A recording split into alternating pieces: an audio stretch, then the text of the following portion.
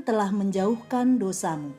Lalu berkatalah Daud kepada Natan, aku sudah berdosa kepada Tuhan.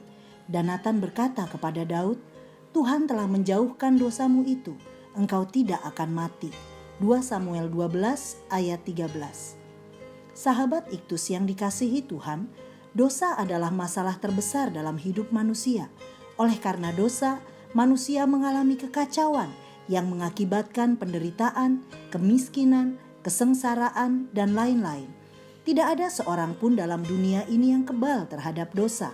Semua orang dapat mengalami kejatuhan dalam dosa jika ia tidak tinggal dalam kekencangan rohani atau kehidupan rohani yang baik. Hal ini disebabkan oleh karena sifat manusia adalah pendosa. Daud adalah pribadi yang telah dipilih dan diurapi oleh Tuhan untuk menjadi seorang raja bagi bangsanya.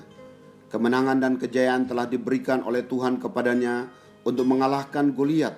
Bahkan peperangan dengan bangsa lain pun Tuhan memberikan kemenangan. Namun di tengah kemenangan dan kejayaannya, Daud mengalami kejatuhan dalam dosa.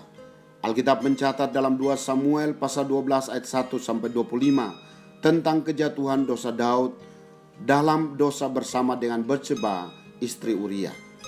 Tuhan menjauhkan dosanya karena Daud bersedia mengakui dan meninggalkannya. Inilah bagian yang Daud kerjakan. 1. Menyadari dosa. Ayat 1 sampai ayat 8. Dalam 2 Samuel 12 ayat 1 sampai 7, Nabi Natan datang kepada Raja Daud. Ia tidak langsung menegur Daud. Natan menggunakan kisah yang unik tentang orang kaya dan orang miskin. Tuhan memakai Nabi Natan untuk membongkar dosa Daud yang selama ini berusaha ia tutupi. Lalu apa respon Daud? Apakah ia berusaha membela diri? Tidak. Daud berkata, aku telah berdosa kepada Tuhan. Kesadaran inilah yang menuntun Daud pada pengakuan dosa yang jujur di hadapan Tuhan. Ada 3 kata kerja dan 3 kata benda yang menggambarkan keseriusan permohonan pengampunan dosa Daud. Pertama, hapuskanlah pelanggaranku. Kata hapuskanlah seringkali dikaitkan dengan menghapuskan nama yang ditulis dalam satu kitab pada masa itu. Kedua, bersihkanlah aku seluruhnya dari kesalahanku. Kata bersihkanlah ini menggambarkan kegiatan mencuci baju kotor dalam kehidupan sehari-hari. Ketiga, tahirkanlah aku dari dosaku, yang biasanya menggambarkan pemurnian secara fisik seperti pentahiran dari penyakit. 2 Raja-Raja 5 ayat 10. 2. Mengakui dosa. Ayat 9 sampai ayat 16. Bagian firman Tuhan ini menunjukkan bahwa ada jaminan pengampunan dosa dari Allah ketika seseorang datang mengakui dosa di hadapan Allah. Pengakuan dosa ini terlihat pada ayat 9 sampai 16 dengan mengulangi 3 kata penting. Hapuskan, bersihkan, tahirkan, menunjukkan bahwa Daud sungguh-sungguh mau mengakuinya di hadapan Tuhan. Sebab dosa mengakibatkan hilangnya sukacita. Ayat 10, ketidakkesejahteraan. Ayat yang ke-12, rusaknya hubungan dengan Tuhan. Ayat 13 dan ayat 14. Kata jadikanlah dalam ayat 12a memakai kata Ibrani bara, di mana kata kerja ini hanya dipakai jika Allah sebagai subjek yang mengacu pada tindakan Allah saat menciptakan dan menjadikan langit dan bumi. Berarti kata ini dipakai untuk menekankan suatu permohonan transformasi hidup yang hanya bisa dilakukan oleh kuasa Allah. Jadi hanya Allah lah yang bisa memperbaharui hati manusia. 3. Memohon kelepasan dari dosa. Ayat 16 sampai 19. Daud memohon agar Tuhan melepaskannya dari dosa yang pernah ia lakukan. Karena dosa pasti mengakibatkan sesuatu yang buruk menimpa hidupnya. Dalam ayat 16, Daud memohon kepada Tuhan agar ia dilepaskan dari dosa hutang darah. Dosa manakah yang dimaksudkan dalam ayat tersebut? 2 Samuel 11 mencatat dosa yang telah dilakukan oleh Daud. Selain karena dosa persinahan dengan Batseba, Daud juga telah melakukan dosa pembunuhan secara terencana terhadap Uria, suami Batseba.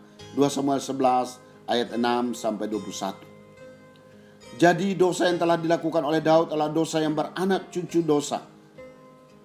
Dosa yang berlapis. Semua perbuatan yang telah dilakukan oleh Daud adalah jahat di mata Tuhan. 2 Samuel 11 ayat 27b. Yang mengakibatkan murka Allah. Kematian anak hasil persinahan Daud dan Batseba menjadi akibat dosa bagi Daud. Dalam ayat 19, Daud datang dengan jiwa yang hancur, korban hati yang patah dan remuk, dengan sebuah iman dan pengharapan bahwa Tuhan tidak memandang hina kepadanya. 4. Mengambil komitmen meninggalkan dosa. Ayat 21 dan 22. Untuk menjadi taat dan setia tentu membutuhkan pembaharuan, dan pembaharuan itu berasal dan bersumber dari Tuhan. Ayat 12. Pengharapan Daud dalam ayat 20-21 mencerminkan bahwa komitmen meninggalkan dosa, membangun kembali hubungan dengan Tuhan melalui persembahan korban bakaran, membuatnya bangkit dan mengalami pemulihan dari Tuhan sebagai bukti dari pertobatan. Sahabat Iktus, siapapun kita, manusia tidak kebal terhadap dosa, termasuk orang yang telah dipilih dan diurapi oleh Tuhan seperti Daud, masih bisa jatuh ke dalam dosa. Kita masih bisa melakukan apa yang jahat di mata Tuhan. Kenyataan bahwa manusia, kita adalah lemah dan tidak dapat mengandalkan kekuatan diri sendiri.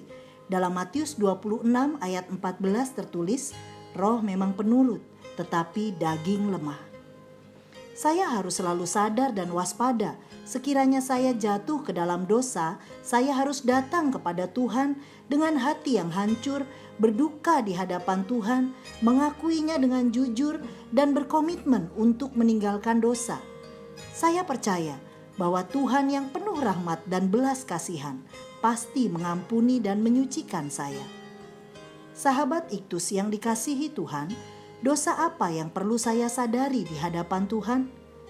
Dapatkah saya mengakuinya dengan jujur dan mohon agar Tuhan melepaskan saya dari ikatan terhadap dosa itu? Selanjutnya, komitmen apa yang harus saya ambil? Tuhan Yesus, 3 kata ini menjadi penting untuk saya. Hapuskanlah dosa saya, bersihkanlah saya dari dosa, dan tahirkan saya. Ini menunjukkan betapa seriusnya dosa, sehingga dalam kerelaanmu, Engkau mati disalibkan untuk membereskan dosa saya. Hidup saya adalah perjuangan melawan kuasa dosa, dan saya telah mengalami kemenangan agar banyak orang mengenal Engkau, Yesus, sebagai Tuhan dan Juru Selamat. Amin. Siapa menyembunyikan pelanggarannya tidak akan beruntung, tetapi siapa mengakuinya dan meninggalkannya akan disayangi.